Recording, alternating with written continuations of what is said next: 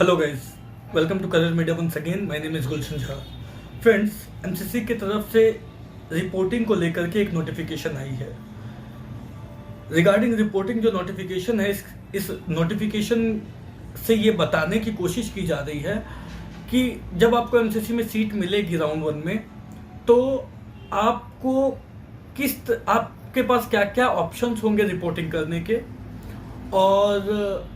किस ऑप्शन को आपको किस कंडीशन में सिलेक्ट करना है, और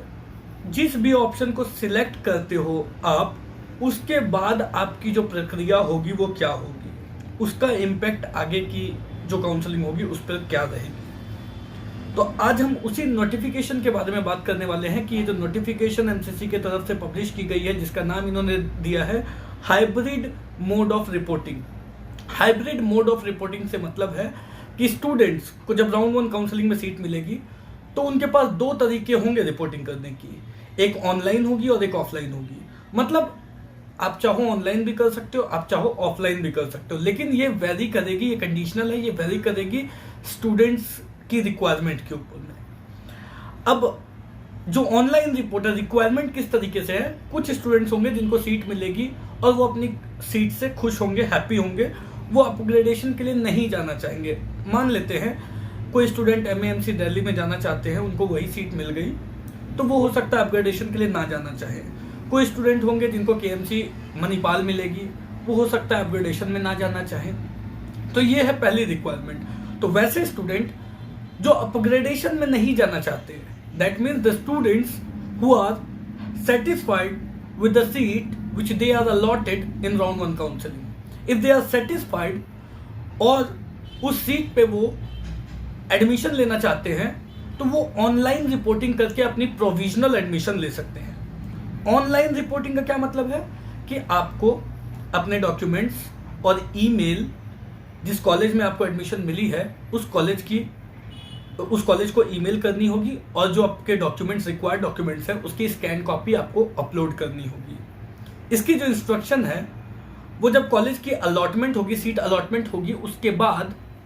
उस पर्टिकुलर कॉलेज की, जिस कॉलेज में आपको सीट मिली, उस पर्टिकुलर कॉलेज की वेबसाइट पे मेंशन कर दी जाएगी कि क्या ईमेल आईडी है, किस ईमेल आईडी पे आपको ईमेल करनी है, प्लस जो डॉक्यूमेंट्स है वो स्कैन कॉपी आपको अपलोड करनी है, किस तरीके से करनी है, इसके बारे में कॉलेज की, जिस भी कॉलेज में आपको सीट मिलती है उस कॉलेज की ऑफिशियल जो आईडी होगी,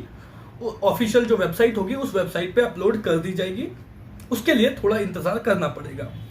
बट जो स्टूडेंट सेटिस्फाई है अपने सीट से और वो अपग्रेडेशन के लिए नहीं जाना चाहते, वो ऑनलाइन रिपोर्टिंग कर सकते हैं। अब वैसे भी स्टूडेंट्स होंगे जिनको सीट मिली है but they want to go for upgradation. उन्हें जो सीट मिली है,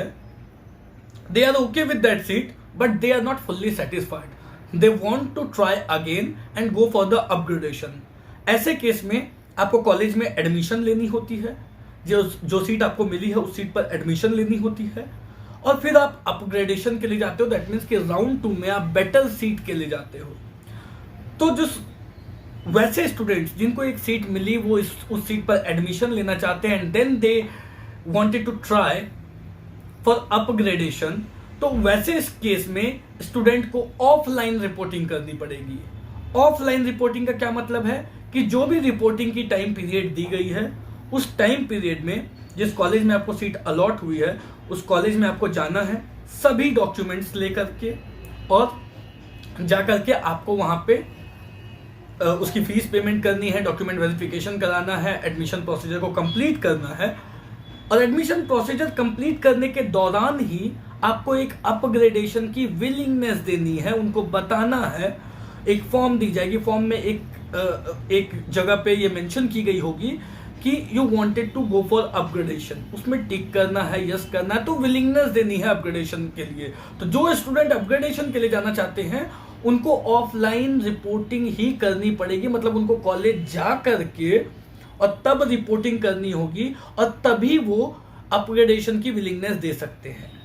तो वहां पे वो अपग्रेडेशन की विलिंगनेस देंगे, फिर वो राउंड 2 में दोबारा से चॉइस फिलिंग करेंगे। जो भी सीट्स के लिए वो जाना चाहते हैं, जो भी चॉइस फिलिंग वो करना चाहते हैं, वो चॉइस फिलिंग करेंगे, और जब उनको सीट अपग्रेड हो जाएगी तो फिर वो अपग्रेडेड कॉलेज में जाकर के फाइनल अपनी रिपोर्टिंग करेंगे।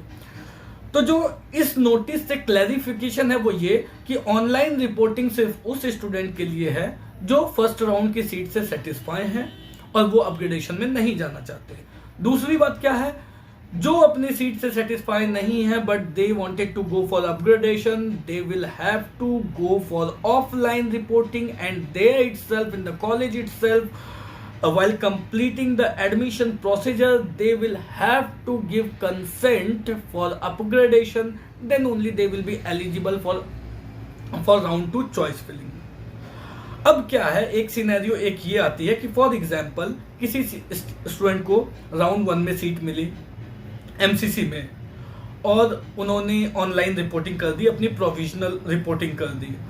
इसके साथ साथ उन्हें किसी और स्टेट में भी सीट मिल जाती है, तो ऐसे केस में ऑनलाइन ही उसी वेबसाइट पे जा करके जिसमें आपने एडमिशन ली थी उसकी वेबसाइट पे जा करके आपको अपनी सीट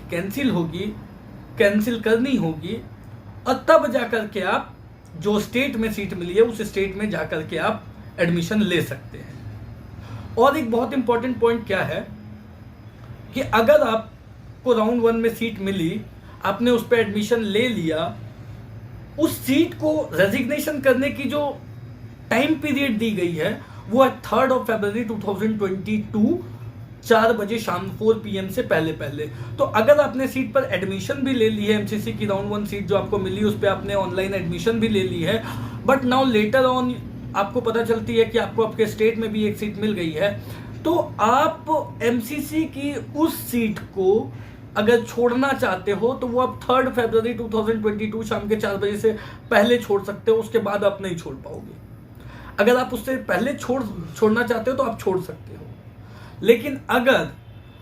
आपने 3 फरवरी 2022 से पहले नहीं छोड़ा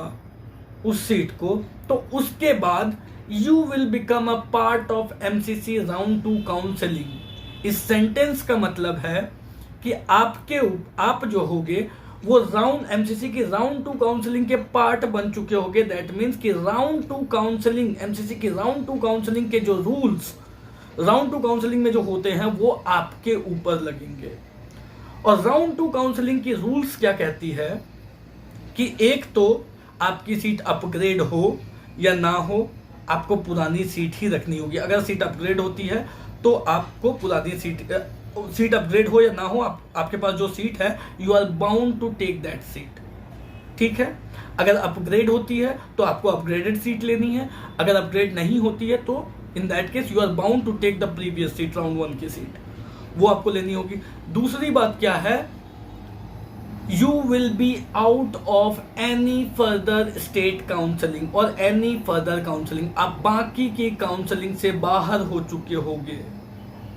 क्योंकि राउंड 2 काउंसलिंग में सीट मिलती है, उसके बाद एडमिशन लेने के बाद जो लिस्ट होती है स्टूडेंट्स की, एडमिटेड कैंडिडेट्स की लिस्ट, वो सर्कुलेट कर दी जाती है सभी स्टेट्स को,